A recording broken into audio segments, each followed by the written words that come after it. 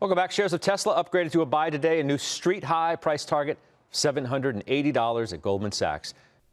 Hey everyone, my name is Joel Fernandez and welcome to Jojo Events. Today I'm going to go over Goldman Sachs price target upgrade from $455 to $780.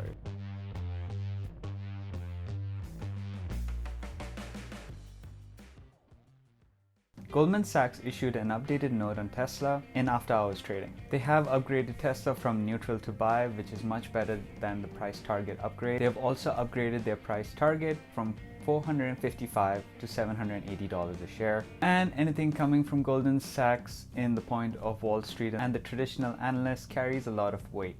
So this is pretty significant. They justify their price target upgrade by, quote, "We believe that the shift towards battery electric vehicle adoption is accelerating and will occur faster than our prior view," end quote. They go on to say, quote, "In conjunction with our global colleagues, we are raising our outlook for EV adoption and now expect EVs to comprise 18% of sales globally in 2030 and 29% in 2035, with 50% adoption in 2035 in both the US and Western Europe," end quote. They also provide an upside scenario, which is 26% in 2030, 40% in 2035, and 66% in US while 60% in Western Europe. In a recent Axel Springer interview, Elon goes on to say that those targets are pretty low and he's much more confident that they will be much higher. Elon, in his defense, has a pretty amazing track record of being right, so I wouldn't be surprised. There's already a huge mass adoption of EVs and it is just going to steamroll as they get their production levels higher and his announced 25,000 sedan comes onto the market. It's just a matter of time before the gigafactories are in place and they are churning out millions of EVs.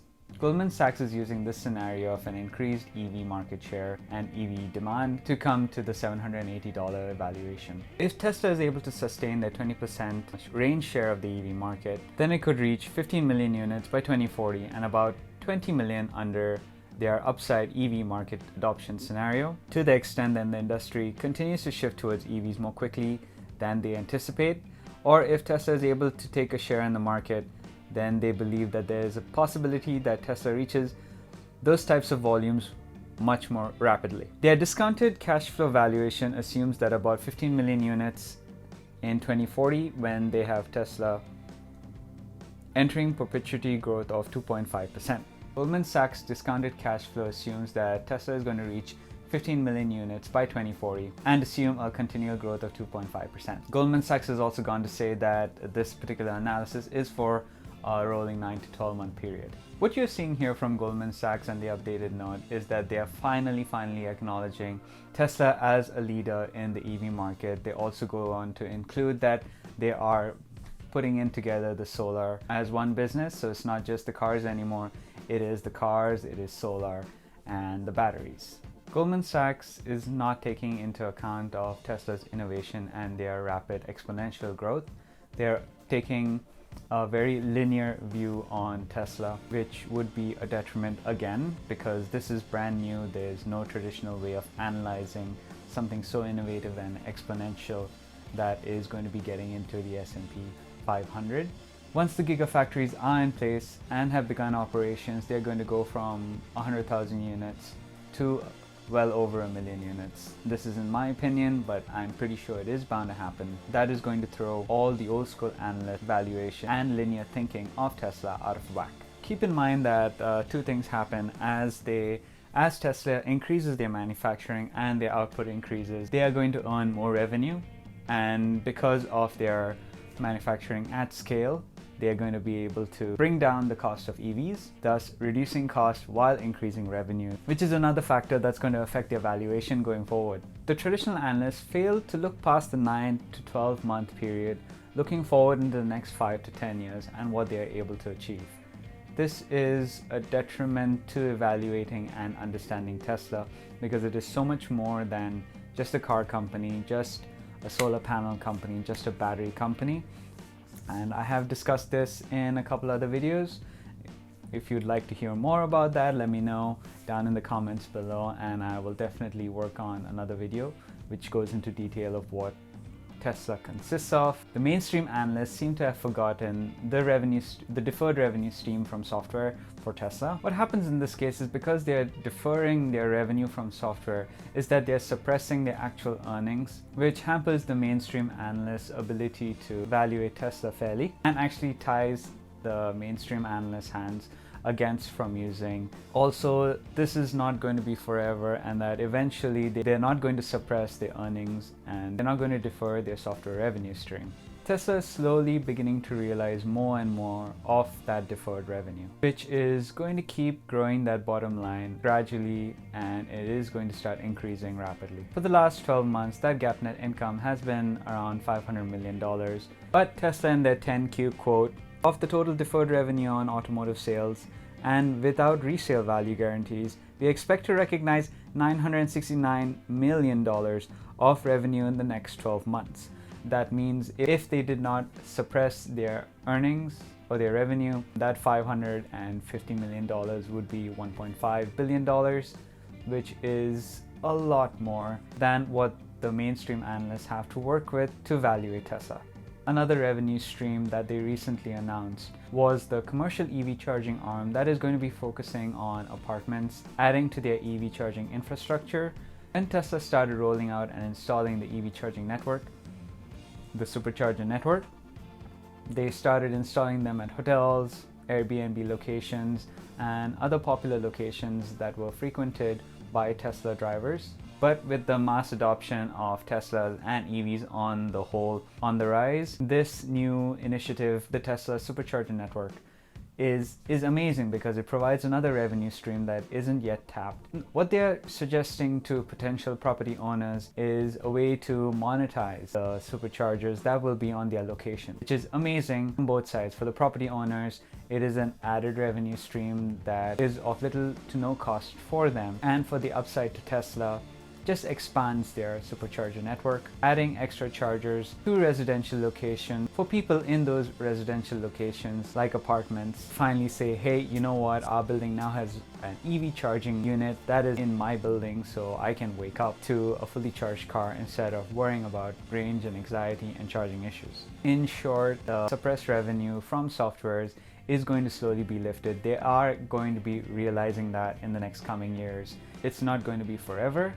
and it is definitely going to happen. Goldman Sachs in their report did bring up 6 potential risks. The first one being Tesla is no longer an EV leader. 2, there's no significant software growth long term.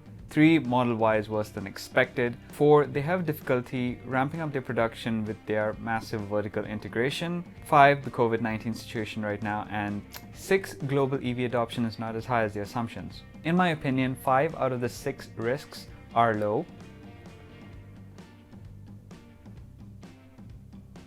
But in my opinion, the biggest risk to Tesla is their number 4th risk is their difficulty in ramping up production. Tesla has shown that this is a very potential risk, most notably during the production of the Model X and the Model 3. And we know that today Model 3's production is not at the levels that Tesla initially hoped. So it would be pretty naive to expect that Tesla is not going to have production issues in the future, especially with all these new vehicles lined up. As always, the information in this show is not professional advice, it is my opinion. If you liked what you saw here today, hit that thumbs up button, subscribe for future videos, and hit that bell button to be notified when I put out the next one. While I was editing the video, there was something new that popped up on my feed, and I wanted to let you know since it was relevant. New information that I've just come across is that Loop Ventures has just increased their price target of Tesla to $2,500 over the next 3 years. Venture capitalist Gene Munster of Loop Ventures spoke to CNBC and said that Tesla could grow to over $2,500 over the next 3 years. He goes on to tell CNBC that Tesla is much more than a car company, and we already knew that. So, good for you on waking up. Munster goes on to say, and I quote, Tesla is creating new technologies that are first in the automotive industry, integrating these innovations into its cars and introducing them to new markets. In their justification on their price target for Tesla, goes on to say on how Tesla continues to innovate in the automotive industry, integrating their innovations into the cars and introducing them to new markets.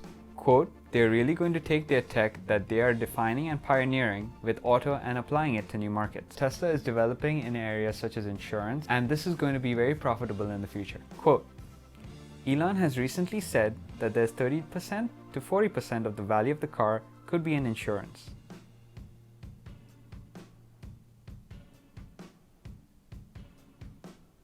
What that means is that they can start offering their own insurance and improve margins. That's high margin revenue.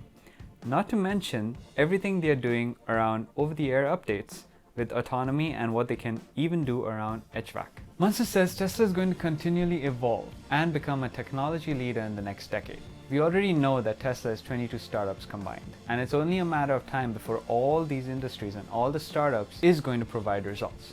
The only reason that Tesla has so many quote-unquote startups is because what they want to achieve doesn't exist, so they have to create it from scratch. Elon had mentioned in an interview that they have to build the machines that build the machines that make the cars. He has also mentioned several times that the car business is just a small part of what Tesla is going to be in the future. Their energy division is going to play a much bigger part in the future and is going to overshadow the automotive side considerably. It is not unfathomable to imagine that Tesla is going to eventually become what their core ideology is, and that is a technology company, focusing mainly on software over hardware. It only makes sense from a business point of view that something with low overhead, such as software, is going to be providing much higher profits. The traditional automotive industry has failed to notice these changes that are being brought on by Tesla. And in my opinion, that is what is finally going to kill them. I do see a future with multiple different EV companies with cars on the market. However, I don't see the traditional auto industry as it stands today. Again, this is my opinion. Take it with a grain of salt. Do your own research. Do hope that you've enjoyed this video, and I'll see you next time. For more on Goldman's upgrade on Tesla, you can check out the write-up. Go to CNBC Pro. Go to cnbc.com/